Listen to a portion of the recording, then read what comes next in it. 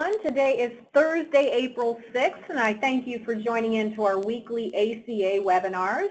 If you're new to the format, my name is Deb Wilkinson, and I'm the Vice President of the Health Plan Options Department here at URL Insurance Group.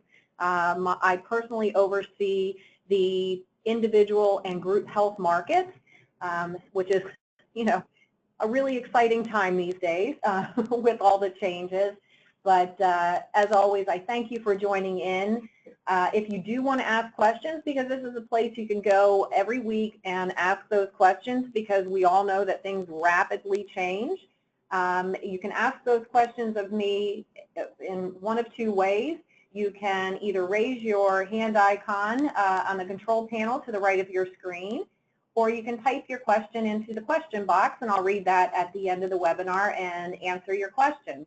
Again, if you're asking questions, everybody benefits from that, because, hey, I'm not alone. I have a lot of questions on what's going to happen, what has happened, what may happen. So again, questions help all of us become informed and stay engaged. So without further ado, I will start the webinar, but just as a quick test, if you can just raise your hand icon if you can see my screen. I always like to make sure that everybody sees what I see. All right, excellent. Thank you, everyone. All right, so let's start with our new segment, the new administration. A couple things to update you on today. The President met and golfed with Senator Rand Paul. Senator Paul is a member of the Freedom Caucus, and I believe that was Sunday. And when they left, they were indicating that they were close to a compromise on a repeal and replace plan. Vice President Pence has also met with the Freedom Caucus, not only Monday evening, but Tuesday and Wednesday evening as well. They were just trying to get to, a consensus. They had proposed that they were going to give states the ability to choose to adhere to or waive from two of the ACA mandates, one being the essential health benefits and the second being the community rating. So those were two big things that, of course, drive rates, and they were going to pass on the ability to either, again, waive or adhere to on a state-by-state basis. The update is that there was no consensus as of last night, and they are all leaving for a 2-week recess today. So that's tabled until anyone gets back. I'm not sure if there are meetings set on their recess or not, but at this point, those are all the updates I have on a potential repeal replace. There was House Resolution 1304, and this was specific to self-funding. That did actually pass the House last night, and this provision was just officially making sure that the medical stop loss from a section of ERISA, IRS, and the Public Health Service Act was not treated as group health insurance. It's not really treated that way now, but they wanted to make it official so that any potential onerous mandate that could be applied will not be applied to stop loss. Obviously, the stop loss and self-funding, level funding plans are becoming more and more popular because a lot of the provisions within self-funding are outside of the ACA mandate. Quite frankly, even smaller groups, down to 5, are taking a look at these programs. Is it a good risk? I don't know. Each group is so different, but the bottom line is it's here for your groups to quote and to explore, and for you to help them make a decision if it's the right route for them to take. So obviously we can help you with that. Additionally, Pennsylvania Rep. Mike Tobash is looking for co-sponsors for a bill that he just introduced, allowing for insurance agents to charge a fee when and if commissions aren't paid. For all of you that know Act 147 within Pennsylvania, it's really, well, it's gray, but almost, very evident that agents can't charge fees, enrollment fees, et cetera, for taking individual health applications. but they're trying to change the language, clean that up so that in the event of what happened this year when carriers really did away with commissions, that agents can charge fees and it's within the law. So those are all the updates for any activity going on legislatively. Chesapeake Life Lunch and Learn, I'll mention that again, is next week. It's here at URL 11 to 1, and I did put the product guide in the handout. You can see there are a lot of different programs available, and it's almost a build your plan type of program, and it's all online. So when you go in to enroll folks, you can really choose the benefits that are specific to your client, and it's one company, one bill, one process. So if you have any interest, I would encourage you to go to our website onto the home page and register for the Lunch and Learn. If you just want to shoot me an email, I can also register you as well. Another Lunch and Learn is the following week on the 19th. That's also 11 to 1, and that's Illinois Mutual. And of course, Illinois Mutual is a disability and critical illness carrier. They do have other products. So again, if you have interest in expanding outside of health insurance, these DI and CI policies go very well. Additionally, if you're in the group health market, these policies also have business owner, business overhead expense, and a lot of the policies that work with business owners. So again, I think it's something that could be of interest for you to attend. I'm sponsoring a Starmark webinar on April 27th, and that's 2 to 3, to introduce their new product, which is not affiliated with any PPO network. So it's the best of both worlds. I keep saying they're calling it a game changer, and I believe it certainly is, to have a product that is level funded, self-funding, a lot of provisions outside of the ACA law, and to not be tied into any network, and no balance billing either. So I think it's pretty exciting, and I'm excited to hear about the product as well. That is available for 5/1 effective date, so we're pushing it obviously with the timing, but hopefully you'll join in on that webinar, or at least register, because if you register, you'll get the recording, and hopefully take a look at that for either 5/1 or 6/1 effective date. Next bullet point is our Ben admin systems. As many of you know, we have a very, very robust portal, the Benefits Connect system, that really is keyed for larger groups. It monitors measurement periods, does EDI feeds, has a payroll component, kicks out the 1094s, 1095s. Again, super, super robust. But we thought that there was a need for smaller groups and more ease of use. So we purchased a system, and we're working through some of the little glitches right now, but we're really excited to offer this now, these programs for all size groups, and just keep watching for some news on that.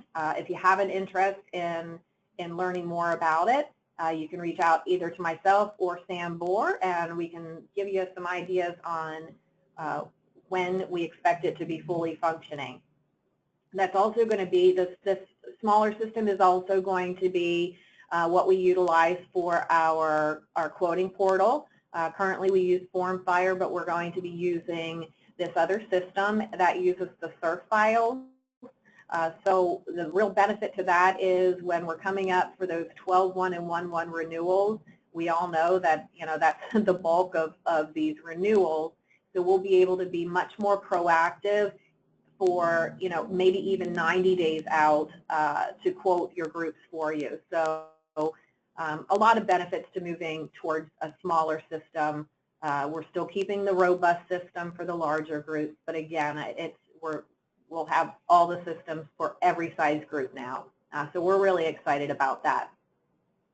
If any of you are political geeks or want to voice your opinion and have a say in what Pennsylvania does or does not do as far as any repeal and replace law, there is a Pennsylvania Association of Health Underwriters Day on the Hill. It is April 25th. There is a prep meeting on the 24th, and I did include both the PAHU flyer for the CE prep meeting on the 24th, as well as the registration form for the Day on the Hill, which is the 25th. If you've never been to a Day on the Hill, it is statewide. People come in from the Philadelphia area, Pittsburgh area, Northeast, etc. And we go in groups. You are never alone. You don't have to talk to any legislator if you don't feel comfortable. But it is a great learning experience. And you know, I don't know many shy agents, so it is a place where you can voice your opinion and you know, talk to legislators and hopefully make those changes that directly affect all of us. Next bullet point is short-term medical coverage. Boy, has this been crazy with this 90-day limitation. HCC is still selling short-term medical policies for 90 days. However, they are not selling them now because they are still pending the state approval for various states, but state approval specifically in Pennsylvania for the application. So HCC is out for now, but we expect them to have that app approved relatively quickly. If you do have short-term, you can use National General and IHC. Again, it's only for 90-day duration. You can rewrite the plans within the same carrier. If you're writing short-term out of state, give myself or Judy Reed a call because different states have different interpretations of this ruling on what they allow for rewrites within the same carrier, you know, whether they do or don't. If there's a time period that they can't rewrite. So again, if you're writing outside of Pennsylvania, just give us a holler before you make an assumption that you can sell 90 days and then right away sell another 90-day policy. But in Pennsylvania, again, you're fine to sell a 90-day policy with National General or IHC, have it terminate, and then rewrite another one with the same carrier for an additional 90 days. And there's no limit onto how many times you can do that. Capital Blue Cross, their short term has been pulled, so no further news about that. For UPMC, you know, UPMC on the individual side did pay commissions this year. They were probably the only one. And they did introduce a new and improved portal. So if you do write individual with UPMC, there is information in my newsletter about the upgrades to their portal. And if you have an interest in that, please just take a look at that. And hopefully you experience a better experience with the portal. HR 360, as many of you know, this is something that we invested in. If you do your group business with us or you know, health business, give me a call. We can add you onto the HR 360 platform. There are a lot of features within HR 360 that will help make your life easier when consulting about group health insurance, individual disability, you know, all of those HR items that you know, could get you into trouble. It also lists some benefit notices and the calendar for which you need to give those to your employees. But a unique thing is that I didn't know if any of you that use HR 360 know that there are benchmarking reports. So if you're going out to a group client and you want to show them really what groups that are similarly situated as they are, same size, same location, same region, what they're offering to their employees. It's kind of an interesting study that you can present to your group client, you know, that they're either doing what other employers like them are doing, or they're exceeding or falling below those benchmark offerings. So again, it's just another tool that we're offering to help you do your job a little bit better. So again, take advantage of these things. And if you're not on the HR 360 portal, just give me a call. And that brings us to our open forum where you can ask questions. I'll see if we have any questions. But while you're formulating them, just remember that next Thursday, April 13th at 9:30, I'll be back here taking all your questions and hopefully informing you of a lot more things. Nate says, heard any conversation lately within Repeal or Replace around the 30-hour rule? I've not, Nate. I've heard nothing on that. I think they're really trying to get to just a consensus where they can get a bill that they know is going to pass. But the 30-hour rule, I've not heard anything on that at this point. And I suspect that that's all tied up with any change. Because, I mean, let's think about it. Everything as far as law and adhering to the law revolves around that 30-hour rule. So removing that, you know, is certainly a benefit for all of us, but everything else would have an impact. So nothing new, but I'm with you, Nate. Let's get rid of it. RC asks who HCC is. It is a short-term medical coverage. They go by the name of Amigo for the short-term medical, but at this point, again, it's just not available. And that is it for our questions. I appreciate everyone joining in every week, and your questions, keep them coming. And I wish all of you a very happy rainy Thursday if you're in a region where it's raining, and hopefully you'll have a great balance of the week, and I wish you all a wonderful weekend. Thanks again. Bye-bye.